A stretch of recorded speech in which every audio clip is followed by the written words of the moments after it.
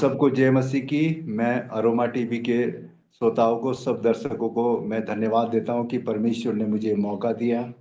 हालांकि मैं कई सालों से सोच रहा था कि मैं गवाही दूं, लेकिन नहीं दे पा रहा था किसी प्रकार से। लेकिन मैं चाहता हूं कि ये गवाही मेरी सबके पास पहुंचे, और प्रभु ने जो मेरे जीवन में अद्भुत काम किए हैं, आपको धन्यवाद। और मैं एक डोई वाला सिटी हमारा देहरादून है, वहाँ पर मेरा जन्म हुआ है। और हमारे जो बुजुर्ग लोग हैं वो सहारनपुर से आते हैं बैकग्राउंड। लेकिन बस वहाँ पर मेरा जन्म हुआ। उसके बाद मेरी मम्मी थी, और मेरे पापा बहुत दारू पीते थे और मम्मी को बहुत मारते थे।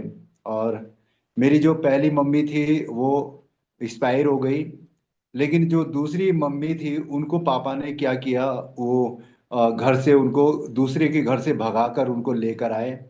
और हालांकि ये बहुत गलत था। लेकिन उसके बाद मेरा जन्म हुआ, और मेरी एक छोटी बहन है, उसका जन्म हुआ। मेरी मम्मी 40 किलोमीटर से लकड़ी ढोकर लेकर आती थी, और तब जाके हमें खाना खिलाती थी। हालांकि पापा इतने बड़े ठेकेदार होने के बावजूद भी उन्होंने घर में सारा पैसा जुए में उड़ा देना, दारू पीना और मम्मी को बहुत मारना। एक समय ऐसा आया जो जीवन में मेरे लिए बहुत कठिन था वो। और उसके लिए मैं अपने आप को कभी भी उनको माफ नहीं कर पा रहा था। जब मैं छोटा था, 12 साल का, तो मेरी मम्मी एक्सपायर हो गई, जहर खा लिया उन्होंने और मर गई। और उसके बाद में मैं घर से निकल गया। ऐसा लगा कि जैसे मेरे पापा ने मेरी मम्मी को मार दिया, और मैं बाहर निकल गया। फिर घर में रहने का दिल नहीं करता था। मेरी एक छोटी बहन थी, उसको भी मैं अपनी रिस्पॉन्सिबिलिटी भूल गया, और मैं बाहर निकल गया, कभी कहाँ जाना, कभी कहाँ जाना, ऐसे करके। उसके बाद मैंने बहुत सारे नशे भी सीख लिए। ऐसे करके बस जीवन में एक चीज की कमी लग रही थी कि शायद कोई मुझसे प्यार करे। और मैं बहुत बड़ा पुजारी था, पूजा पाठ करने वाला, भोलेनाथ का पुजारी। बहुत मंदिरों में गया। लद्दाख में एक मंदिर है, 30 फुट का मूर्ति है, वहां जाके घंटों पड़ा रहता था। लेकिन वो शांति नहीं मिली। कई जगहों में मैंने काम किया, फ्री में काम किया, शायद ये लोग मुझे प्यार करें, लेकिन तब भी नहीं हो पाया। और ऐसे करके मैं बहुत ज़्यादा डिप्रेशन में आ गया, और मैंने अपने आप को मारने की कोशिश किया। मैंने कांच खाना शुरू कर दिया, और बहुत सारा कांच मैंने खाया, और इतना बोल नहीं सकते। और फिर दारू, एक पतीले में हम लोग बियर, भंग और दारू उसको घोल कर हम लोग पीने वाले लोग थे। और जो उससे भी नशा नहीं होता था, तो हम लोग खैनी जो होती है उसका रस निचोड़ कर उसको पीते थे। ऐसे करके जीवन में मतलब मारना था, बस अपने आप को जीना नहीं था। जीने की कोई इच्छा नहीं थी। कोई रिश्तेदार नहीं, कोई भाई नहीं, कोई बहन नहीं। और ऐसे करके बहुत सारे जीवन में परिस्थितियाँ आई। उसके बाद मैं लद्दाख चला गया। 97 में मैं लद्दाख गया, और वहाँ आर्मी के साथ मैंने 13 साल काम किया। शायद ग्लेशियर में मेरी मौत आ जाए, वहाँ भी मुझे मौत नहीं आई। कई बार गोली मेरे कान को नज़दीक से गई, कई बार बम फटकर सीलिंग जो है उसकी कान से गई इधर से। लेकिन मैं धन्यवाद देता हूँ कि खुदा ने मुझे जिंदा रखना था, इसीलिए मैं, वो बम मेरे को कुछ नहीं कर पाया। और फिर ऐसे करके मैं बहुत निराश हो गया, मंदिरों में जाना और रोना कि मेरे मन का दुख क्यों नहीं जानता है कोई। और ऐसे करके बहुत दोस्त लोग भी थे, लेकिन कोई भी ऐसी मेरी परिस्थिति को नहीं समझ सकता था। और मैं दिन भर काम करना और शाम को दारू पीने के लिए जाना। एक समय आया मेरे जीवन में जब मैं बहुत दारू पिया था। अगले दिन वो सुबह जब मैं उठा, तो ऐसे बहुत निराश था, और कहाँ जाऊं, कैसे करूं बोलकर। तब द वाइज एक चैनल था, रेडियो का माध्यम।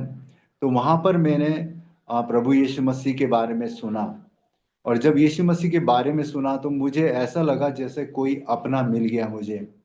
और मैं वहीं पर बैठा, और मैंने एक छोटी सी दुआ करी। मैंने बोला, अगर आप सच्चे जिंदा परमेश्वर हैं तो मेरे जीवन को आप चेंज कर दीजिए। क्योंकि उससे पहले मैंने बुद्धिस्ट पूजा भी करी, लेकिन कोई मुझे शांति नहीं मिली। बुद्धिस्ट पूजा मुझे सारी आती है, उसकी जो लामा लोग पूजा करते हैं, 108 दाने की माला होती है उसकी, वो पूजा भी मैंने करी, लेकिन नहीं हो पाया। मेरे मन की परिस्थिति और बदलती चली गई, और मैं पाप में फंसता चला गया। और मैं ऐसे करके उस दिन मेरे जीवन में कुछ ऐसा लगा मुझे कि जैसे मेरा कोई अपना मुझे मिल गया, और मन में बहुत शांति हुई। और मैंने इतना कांच खाया कि कोई गिनती नहीं है। मैं कोई बात नहीं छिपा के रखना चाहता। मैं कब्रों में जाता था, इंसान की हड्डियां मेरी जेब में होती थी, और उसको दारू के साथ खाता था। ऐसे करके मतलब जीने की कोई आशा नहीं थी। और तब सारे लोग मेरे से डरते भी थे और मेरे को बोलते थे कैसा इंसान है। कई लोग तो, मुझे वहां के लोगों ने बुलाया और दारू का बोतल रख दिया, और उसके ऊपर एक खतक होता है, वो वाइट कलर का कपड़ा, उसको गले में डाल दिया, और कुछ पैसे रखे उनके सामने, मेरे सामने, बोला कि आप हमें कांच खा के दिखाओ कैसे खाते हैं। जब मैंने खाया तो वो लोग डर गए और जाने लगे। मैंने बोला नहीं, अभी तो मैंने खाया ही नहीं है, आप लोग क्यों डर रहे हो। एक बार आर्मी वाले मुझे मारने के लिए आए, राइफल लेकर। जब उन्होंने वहां का परिस्थिति देखा तो वो लोग डर गए, और ये बोले कि ये ऐसा हो नहीं सकता है, कैसे ये व्यक्ति है, ये व्यक्ति नहीं, ये राक्षस है। इसीलिए इसीलिए इसीलिए ऐसा करके मेरे जीवन में हुआ, और वो लोग मुझे डर के देख कर भाग, मुझे खुद होश नहीं रहता था। और ऐसे करके प्रभु ने मेरे जीवन में वो क्या बोलते हैं, रेडियो के द्वारा मुझे पकड़ा। हालांकि मुझे 5 साल लगा चर्च में आने के लिए। मुझे चर्च का पता नहीं है, चर्च क्या होता है। और ऐसे करके मुझे सबसे पहले, जब मैं लद्दाख में अच्छे खासे रहता था मैं, और मैंने 13 साल आर्मी के साथ काम किया, लेकिन फिर भी मेरे पास आने का किराया नहीं था। जब मैं लद्दाख से आया वहां से, तो कोई मेरा दोस्त लेकर आया मुझे मनाली तक। उसके बाद मैंने काम किया। काम करने के बाद मैं लद्दाख लाहौली स्पीति में खाना बनाने के लिए गया, सेब पैकिंग के टाइम में वहीं फंस गए। और वहां पर भी ऐसा हो गया कि मैंने दारू पिया, और मैं बर्फ में जाके शायद मैं उस दिन मर जाना था।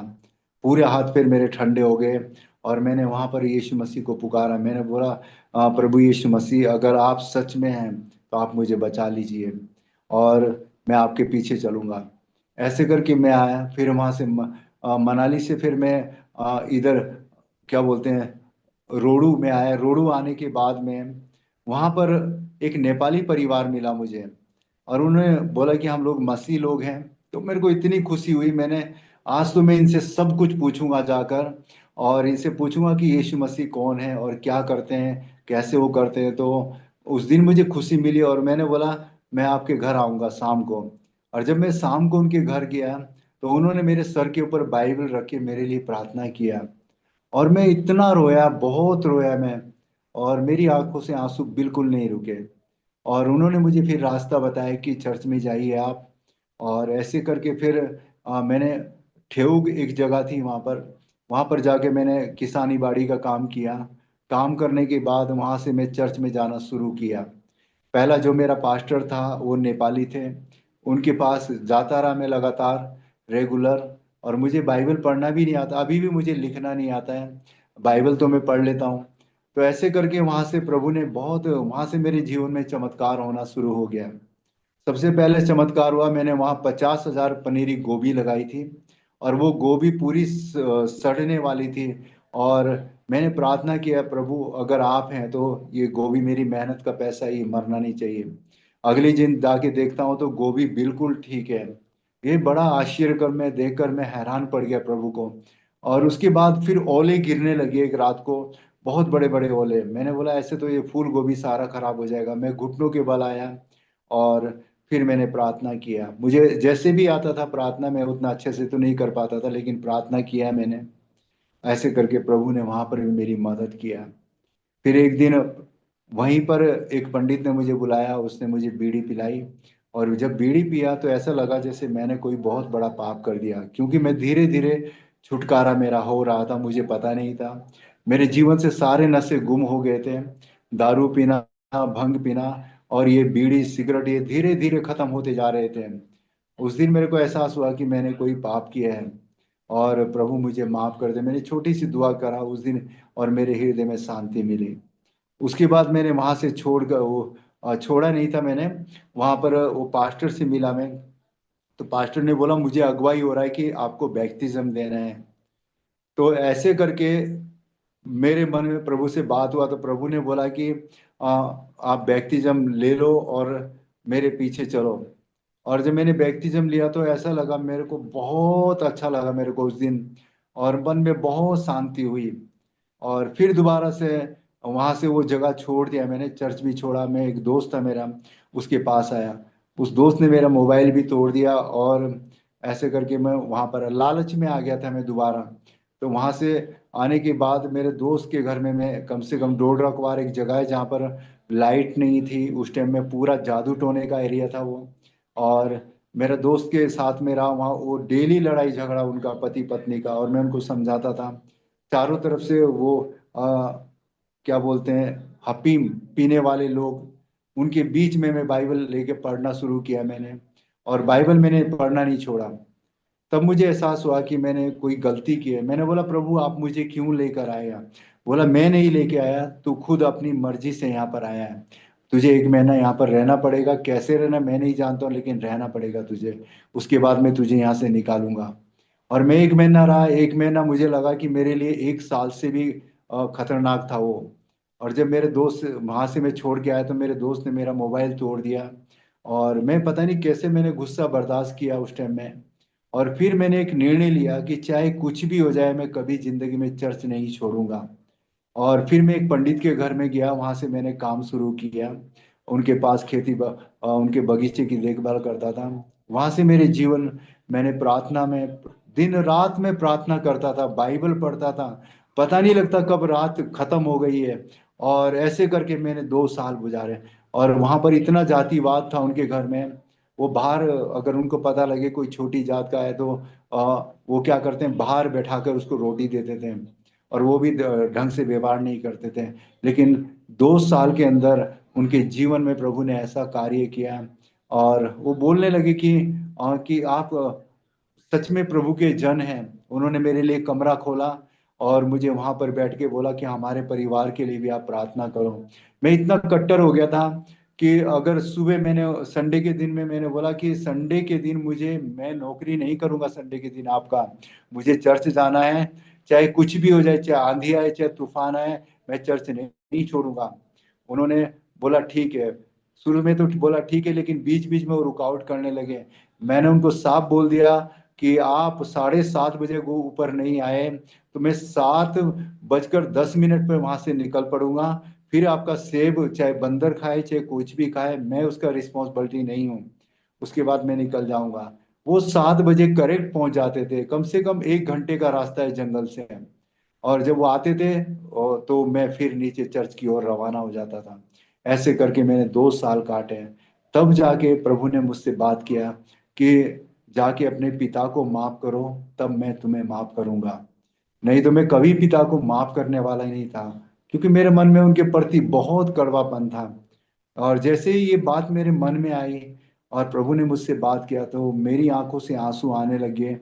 और मैं कब जाऊं अपने घर में, कब अपने पिताजी से मिलूं, उनके पैर दबाऊं, उनसे प्यार करूं, उनसे बातचीत करूं। ऐसे मेरा मन एकदम उनके प्रति धड़कने लग गया। और फिर मैंने बोला कि मैं जाऊंगा अपने घर में। जब मैं डोईवाला आया, 24 साल के बाद मैं घर वापिस आया। और मेरी भाभी ने देखा कि ये कौन है व्यक्ति है जो ऐसे भाग के आ रहा है। तो ऐसे करके जब उन्होंने बोला तो मैं हंसा थोड़ा वहां पर। जब हंसा तो हंसने के बाद उन्होंने देखा ये तो हमारा आ, आ, भाई, मेरे पति का भाई है बोलकर। तब उन्होंने वो अंदर बुलाया मेरे को। और सारे, फिर छोटी बहन को फोन कर दिया, और सारे लोग इकट्ठे हो गए। फिर मैंने बोला, भाई मैं तो यीशु मसीह को मानता हूँ और मुझे चर्च बहुत जरूरी चाहिए। तो मेरा बड़ा भाई विश्वासी नहीं है, उसने मुझे चर्च में लेके गया। और जिस चर्च में मैं गया वो पैंती कोस्टल चर्च था। वो, उस पास्टर का नाम पास्टर विल्सन है। उनके पास मैंने जाना शुरू किया। और उसके बाद जब मैं वहां से मैंने बोला अभी मुझे जाना है वहां पर कुछ काम वापिस है। तो मैं वहां पर अपनी गवाही दिया, जहां जहां भी मैं जाता अपना टेस्ट मनी देता था। ऐसे करके फिर वहां से मैं वापिस आ गया। वापिस आया, फिर रोडू का चर्च में आ गया। वहां के पास्टर का नाम पास्टर बनेटा जी था, जो अभी प्रभु के पास चले गए। और जो मुझे ज्यादा केयरिंग करते थे उनका नाम पास्टर बबलू है। और प्रभु का धन्यवाद कि मुझे अच्छे अगुओं ने, प्रभु प्रभु ने अच्छे अगुवे दिया। और जब मैं रोडू में था, मेरे पैरों में गांठ पड़ गया था। मैं रात भर घुटने टेक के प्रार्थना करना, बाइबल पढ़ना, और जीवन ऐसा हो गया था कि मैं प्रभु के साथ कभी अलग नहीं होना चाहता था। ऐसे करके मैंने 2 साल काटे वहां पर। और 2 साल के बाद मैं अपने घर में आया। और अपने घर में आने के बाद फिर मैं उसी चर्च में गया और पास्टर के साथ मिलकर काम करने लग गया। और फिर मैं जगह जगह जाना, प्रार्थना करना, जगह जगह इलाकों में घूमना, घूम घूम कर प्रार्थना करना अकेला। फिर उसके बाद प्रभु ने मुझे 2 भाई दिए। एक भाई रमेश दिया मुझे, और एक भाई संजू दिया मुझे। और हम लोग जहाँ भी जाना, प्रार्थना साथ साथ करके जाना। उनमें से अभी दोनों भाई पास्टर हैं, सेवा कर रहे हैं, और मैं प्रभु का धन्यवाद देता हूँ। उसके बाद मेरे पास्टर ने बोला कि आप बाइबल स्कूल जाइए। और जब मैं बाइबल स्कूल आया, तो मुझे पढ़ना लिखना नहीं आता है, मैं कैसे बाइबल स्कूल पढ़ूंगा। लेकिन प्रभु का धन्यवाद, मैंने बाइबल स्कूल जब गया मसूरी में, मैंने बाइबल स्कूल 1 साल का पूरा किया। और जब बाइबल स्कूल में ये सोच कर गया कि मैंने बोला, प्रभु ये बाइबल स्कूल नहीं है, ये तेरा घर है, और तू यहाँ पर चलता फिरता है, और ये जगह साफ होनी चाहिए। मैंने बाइबल स्कूल में झाड़ू पकड़ा और पूरे कंपाउंड को मैं अकेला साफ करता था। उसके बाद भाई रमेश आया। एक साइड से वो झाड़ू पकड़ना और दूसरी साइड से मैं पूरे कंपाउंड को मैं साफ करता था। फिर वहां पर एक भाई था जो रसोई में काम करता था। उसका कम से कम 14 बार ऑपरेशन हुआ उसका। इधर का मीट काट के इधर लगाना, इधर का इधर। तो मैं बहुत दया आती थी उसके, और मैं उसके साथ उसकी मदद करना। सब लोगों ने बोला ये व्यक्ति दिखावा करता है, कुछ समय ही रहेगा। जब मैं 1 साल वहां पर काटा, और प्रभु ने मुझे इतना हम्बल कर दिया था, इतना नम्र कर दिया था, कि सब लोग, टीचर लोग बहुत खुश हो गए। और परमेश्वर ने वहीं पर मेरे लिए स्पॉन्सर भी खोला। 2 जगह से स्पॉन्सर आया। और मैंने एक ही बात पूछा प्रभु से। मैंने बोला, प्रभु ये जीवन तूने दिया है, अब तू मुझे बता मैं कहाँ जाऊं और कैसे जाऊं, मुझे जगह दिखा। तो वहां से मैं निकल के, प्रभु ने मुझे इस जगह में परोला में दिखाया, और मैं इस जगह में मिनिस्ट्री करने आया। मैंने 12-15 पेटी बाइबल पेटियां उठाई, और मैं परोला में पहुंच गया। एक गद्दा लेकर मैं यहाँ पर आया था। और आज प्रभु का धन्यवाद कि प्रभु ने मेरे परिवार भी मुझे दिया है, और मेरे 3 बच्चे मुझे दिए हैं। ऐसे करके यहाँ पर मेरी शादी की बात चली। शादी की बात चलने के बाद लड़की को जब मैंने देखा, जो अभी मेरी वाइफ है, एकता सिंह है उनका नाम। तो मेरे बेटे, सबसे बड़ी बेटी का नाम मानवी है, और उससे छोटे बेटे का नाम ऐबब है, और सबसे छोटे बेटे का नाम जीत है। तो ऐसे करके हमारी शादी हुई। और शादी होने के बाद, शादी 1 महीने के अंदर ही हो गई। और मैं धन्यवाद देता हूँ मेरा पास्टर। उसके पास भी पैसा नहीं था, और मेरे पास भी नहीं था। उन्होंने बोला, अमन, हम जिसके पीछे चलते हैं वो हमारा पिता है, और वो जरूरतों को पूरा करेगा। पूरी कलीसिया वर्शिप के साथ चल रही थी, प्रार्थना करते हुए। और सबसे पहले एक आंटी आई चर्च की, उसने अपने कान के झुमके निकाल के दिए, कि बोला मेरे बेटे की शादी है। सोने के गहने ला कर दिए उन्होंने। ऐसे करके प्रभु ने हर जरूरत को पूरा करता चला गया परमेश्वर। किस शादी में किसी भी भली वस्तु की घटी नहीं हुई। और शादी होने के बाद मेरी पत्नी, 1 महीने के बाद में माइंड डिस्टर्ब हो गया उनका। और ये मेरे लिए बहुत कठिन समय था। मैं सोचा, प्रभु मैं कैसे इसके साथ हुई, इतनी लड़ाई हुई, इतने झगड़े हुए हमारे। और मैंने सोचा शायद मैं जिंदा नहीं रह पाऊंगा, और मेरी पत्नी भी, कैसे मैं संभाल पाऊंगा अपने परिवार को। बहुत लड़ाई होती थी, बहुत ज्यादा। क्योंकि उसको डिप्रेशन हो गया था उसको, और वो समझ में नहीं आ रहा था क्या हो गया उसको। तो लेकिन मैंने एक निर्णय लिया, कि मैंने बोला मैं यहाँ पर आया हूँ, और मैं यहाँ से नहीं जाऊंगा, चाहे कुछ भी हो जाए, और लगे रहे। और ऐसे डिप्रेशन में होने के बाद भी मेरी वाइफ, मैं वो गवाही तो नहीं दूंगा जो मेरी वाइफ ने जेल में जाते समय दी, लेकिन मैं प्रभु का धन्यवाद देता हूँ। सबसे पहली बेटी जब मेरी हुई, तो मेरी बहन को मैंने प्रभु का वचन सुनाया। उसका नाम गुड़िया था। और वो प्रभु में आते आने आने से वो पीछे हट गई। और जब वो पीछे हटी, तो जिस दिन वो मरी उस दिन मेरा पेपर था। एजी चर्च का मुझे पेपर देना था। और मैं वहाँ पेपर देने गया, और मेरी बहन मर गई थी, सुबह 4 बजे एक्सपायर हो गई थी। मुझे वहाँ जाना था, लेकिन मैं पेपर देने के गया। जब वहाँ से वापस आया, वापिस आते समय तो मेरी बहन को जला चुके थे। सारा समाज इकट्ठा होकर मुझे गालियां दे रहा था, और ये कैसा भाई है, अपनी बहन को प्यार भी नहीं करता है। मैं वहां बैठकर रोया, अकेले में बैठकर मैं रोया खुदा के सामने। मैंने बोला, खुदा अगर मेरी शादी हुई तो सबसे पहले मुझे एक बेटी देना। और मैं प्रभु का धन्यवाद देता हूँ कि प्रभु ने मुझे सबसे पहले बेटी दी।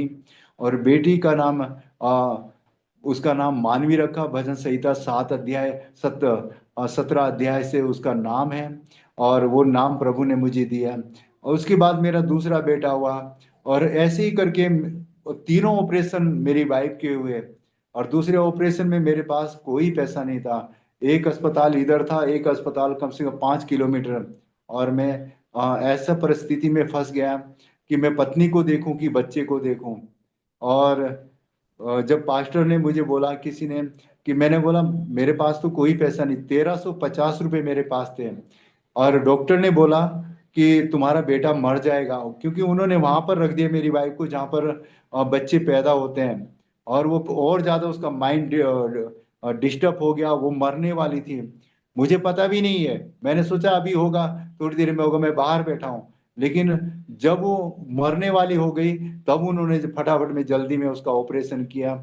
और मेरा बेटा जो वैभव है, उसको उन्होंने बोला कि इसको जल्दी से बड़े अस्पताल में ले जाइए, नहीं तो मर जाएगा। मैं वहां पर बीच में, रात को 11 बजे का टाइम है, अभी तक मुझे याद है, मैं घुटने टेक कर वहां पर रोया। मैंने बोला, खुदा मेरे पास कोई पैसा नहीं है, और मैं सेवा करता हूँ आपकी, और कैसे मैं नहीं जानता हूँ मेरा बेटा कैसे बचेगा। मैंने आपके हाथों में सौंपता हूँ। उसके आधे घंटे के बाद तो एक फोन आया मुझे कि आप अपने बेटे को बड़े से बड़े अस्पताल में लेकर जाइए, और बाकी सारा खर्चा हम देंगे। हाले मैं अपने बेटे को लेकर गया, उसके बाद परमेश्वर ने रास्ता खोलता चला गया। एक भाई आया, शुरू में काउंटर पर आकर 5,000 रुपये जमा करें।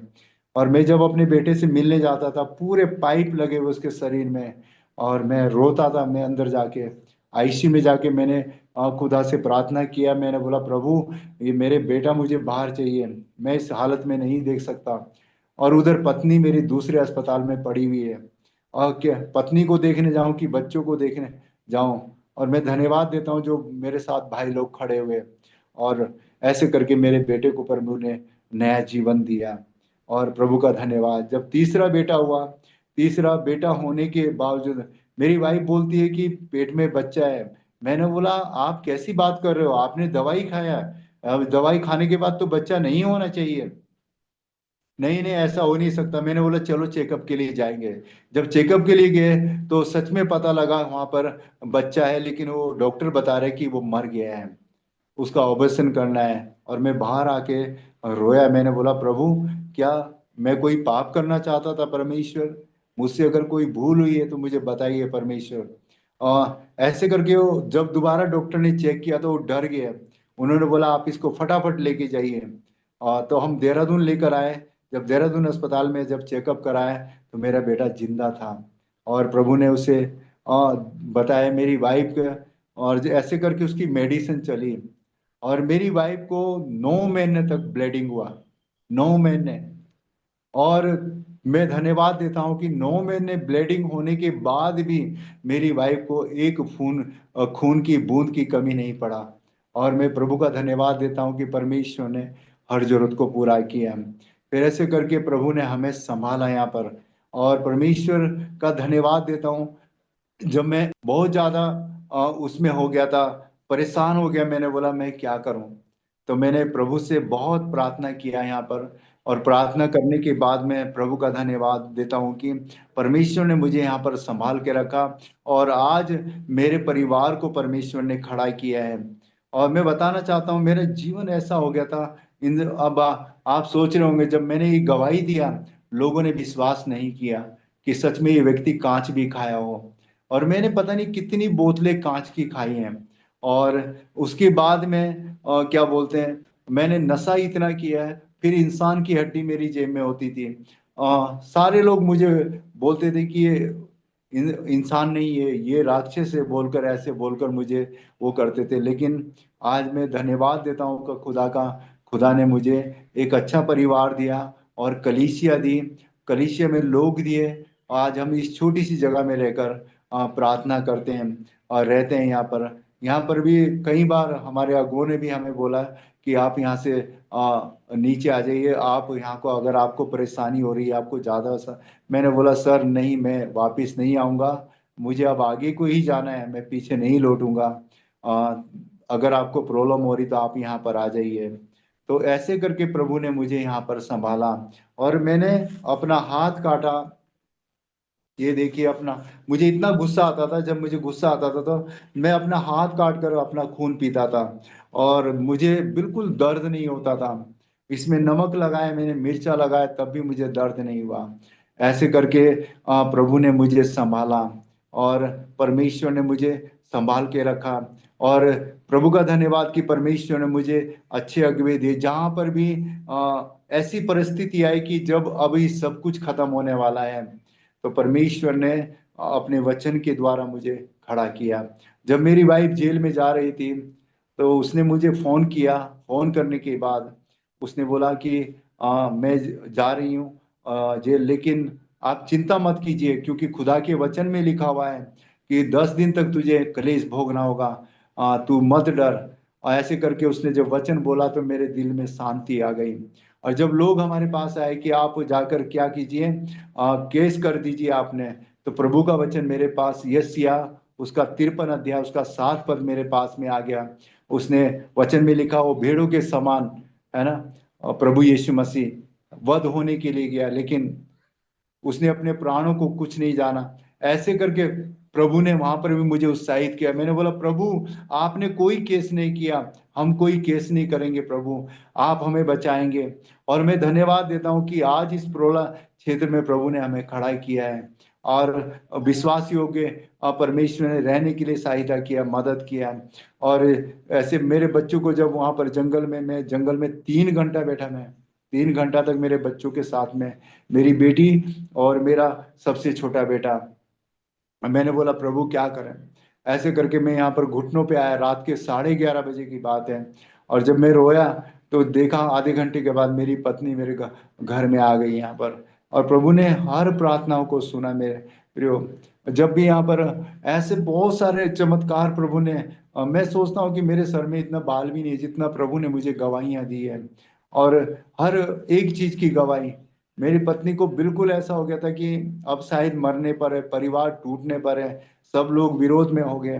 कैसे हो गए, सब लोग मुझे गालियां देने लगे कि कैसा, क्या हो गया। मैं खुद समझ नहीं पा रहा था, मैं डिप्रेशन में जाने वाला था। लेकिन प्रभु ने मुझे संभाला। प्रभु ने यशायाह 53 अध्याय का, सॉरी 43 से मुझे बात करा हमेशा, मैं तेरे साथ हूँ, मत डर, जहां भी तू जाएगा मैं तेरे संग रहूंगा। और सच में मेरे पिता तो नहीं रहे, लेकिन प्रभु ने मुझे एक सच्चा पिता दिया। जब मैं घर में गया, मेरे पापा 6 महीने हो गए थे एक्सपायर होकर, और मैं बहुत रोया, मैंने अपने पापा से नहीं मिल पाया, मैंने, वो मेरा सपना ही रह गया। और बाद में पता लगा तो 6 महीने पहले ही मेरे पापा एक्सपायर हो चुके थे। छोटी बहन मिली और वो भी कुछ समय शैतान ने उसे भी छीन लिया। लेकिन मैं प्रभु का धन्यवाद देता हूँ कि परमेश्वर ने खड़ा किया। और आज मेरे भाई, मेरे परिवार में मेरी मौसी विश्वास में आई और मेरा भाई भी विश्वास में आया। ऐसे करके प्रभु ने खड़ा किया। और जहां जहां भी हम लोग गए, परमेश्वर ने वहां पर बड़े चिन्ह और चमत्कार किए। यहाँ पर जब मैं शुरू में सेवा में आया, एक बहन थी जिसका नाम एन था, नागालैंड की थी वो, और उसने बोला भैया मैं मरने वाली हूँ, क्योंकि उसके पेट में रसोली थी, उसने सोचा मेरे पेट में बच्चा है। और ऐसे करके जब वो काफी टाइम होगा, रसोली फट गई अंदर, और फटने के बाद पूरे शरीर में उसको ब्लड कैंसर हो गया। तो उसने बोला भैया मैं मर जाऊं। मैंने बोला नहीं, तू नहीं मरेगी, तू प्रभु की बेटी है। प्रभु ने मुझे अगुवाई करा, पवित्र आत्मा ने, और मैंने उनके लिए पश्चाताप की प्रार्थना किया। और जिस डॉक्टर ने बोला था कि 1 महीने में खत्म हो जाएगी, 1 महीने के बाद वही डॉक्टर बोलता है कि सारी दवाइयां उठा के फेंक दो, तुम्हारे शरीर में कोई भी कैंसर नहीं है। और प्रभु ने उस बहन को चंगाई दी और उसको एक बेटी भी दिया परमेश्वर ने। और मैं प्रभु का धन्यवाद देता हूँ। हाँ, परमेश्वर, किसी का वो नहीं देखता है परमेश्वर। जब हम उसको पुकारते हैं, जब हम उसके पीछे चलते हैं, तो परमेश्वर हमें संभालता है, हमें माँ का प्यार देता है, हमें भाई का प्यार देता है, और हमें जहां जहां भी हमें जिस रूप में जरूरत पड़ती है, प्रभु यीशु मसीह हमारे साथ में खड़ा हो जाता है। तो मैं धन्यवाद देता हूँ। अगर किसी को भी प्रार्थना का कोई भी विषय है तो आप हमसे बात कर सकते हैं और बता सकते हैं कि आप कैसे प्रभु के कोई भी, क्योंकि परमेश्वर हमारा जीवन देने वाला है, चंगा करने वाला है। और मैं तो मरना चाहता था, कांच खाने के बाद डॉक्टर लाइन में कोई भी आपको नहीं बता सकते कि आप जिंदा रह सकते हो, 6 महीने बाद आप मर जाओगे। लेकिन आज मुझे कम से कम 15-20 साल हो गए, मैं आज भी जिंदा हूँ। उस कांच ने मेरे जीवन को नहीं मार पाया, क्योंकि प्रभु यीशु मसीह ने मुझे जगत की उत्पत्ति से पहले ही चुन लिया था, इसलिए आज मैं जिंदा हूँ। और आ, हमेशा प्रभु आप लोगों को आशीष करे इस गवाही के द्वारा जो प्रभु ने मेरे जीवन में दिया है। जितना प्रभु ने मुझे अगुवाई करा मैं उतना ही बोलूंगा आप लोगों के लिए। अगर इससे मैं प्रार्थना करना चाहूंगा उन लोग के लिए, खासकर जो लोग नशे में पड़े हुए हैं और व्यभिचार में पड़े हुए हैं। मैंने अभी एक चीज नहीं बताया आपको, मैं एक तांत्रिक के पास रहता था जो जादू टोना करता था। अगर एक चावल का दाना किसी का नाम लेके फेंक दिया तो वो व्यक्ति उसके घर में आ जाता था। मैं उसके साथ में भी रहा हूँ, कम से कम 2 साल रहा। लेकिन मैंने उनको बोला, मैमे आप दुनिया को देखते हो, मेरे मन में क्या आपको नहीं पता है? वो भी मुझे जान नहीं पाए। और मैंने सच में देखा, मैंने बोला कि कोई भी इस संसार में नहीं है। लेकिन लास्ट में प्रभु यीशु मसीह ने मेरे जीवन में शांति दिया, वो आनंद दिया। और आज प्रभु का धन्यवाद है कि एक जीने का रक्षा मेरे पास में जीवन नहीं था, मैं मरना चाहता था। लेकिन यूहन्ना 14:6 में लिखा हुआ है, मार्ग भी मैं ही हूँ। अब मुझे मार्ग मिल गया, सत्य मिल गया और जीने का मकसद भी मिल गया। तो मैं प्रभु का धन्यवाद देता हूँ। और मैं आप लोगों के लिए प्रार्थना करना चाहता हूँ, खासकर जो लोग नशे में पड़े हुए हैं, जो इस प्रकार की परिस्थिति में पड़े मरना चाहते हैं। मैं बताना चाहता हूँ उन लोगों के लिए कि आपको प्रभु यीशु मसीह जीवन देना चाहता है। आपको प्रभु यीशु मसीह जीवन देना चाहता है। और जब आप जीना चाहो, क्योंकि ये जीवन हमारा नहीं है, उसने हमें बनाया है, हम उसके हाथों की रचना है, और वही हमारा परमेश्वर, हमारा पिता है। तो मैं आप लोगों के लिए प्रार्थना करना चाहूंगा, जहां भी पूरे जाती है गवाही, प्रभु यीशु मसीह के नाम से मैं प्रार्थना करता हूँ प्रभु, उन सब भाई बहनों के जीवन में काम होने पाए, और नशे से वो छूट जाए प्रभु, और गंदे कामों से वो छूट जाए परमेश्वर, और तेरी उपस्थिति से आ जाए। जो जीना नहीं चाहते प्रभु, जब ये गवाही सुने प्रभु, वो जीने की आशा उनके अंदर आ जाए प्रभु जी, और आप उन्हें जीवन देना परमेश्वर पिता, यीशु मसीह के नाम से पिता। मैं उन्हें मांगता हूं प्रभु तेरे राज्य के लिए, जो मरना चाहते हैं, जिनके पास जीने की कोई आशा नहीं है, हालेलुया, आपके पास जीवन है। आपने कहा मेरे पास वो जीवन है जो बहुत आयत का जीवन है। हालेलुया, मैं प्रार्थना करता हूं प्रभु, उन सब को तेरे नाम में ब्लेस करता हूं। जहां जहां भी ये गवाही जाएगी प्रभु, वहां वहां तेरा राज्य बढ़ जाएगा परमेश्वर पिता। हालेलुया, ओ प्रभु बंधन टूट जाएंगे। हालेलुया, यीशु मसीह के नाम से प्रभु जी, हालेलुया, ऐसा अद्भुत चिन्ह और चमत्कार आप करने जा रहे हैं प्रभु। धन्यवाद करते हैं अरोमा टीवी के लिए प्रभु, हालेलुया, जहां पर मुझे मौका दिया परमेश्वर, इसके लिए मैं धन्यवाद देता हूं प्रभु। और तमाम भाई बहनों के लिए जो सुन रहे हैं प्रभु जी, उन सब के लिए भी धन्यवाद देता हूं। धन्यवाद प्रभु, सारी महिमा आदर आपको मिले, हमारे उद्धार करता है प्रभु यीशु मसीह के नाम में मांगते हैं, आमेन।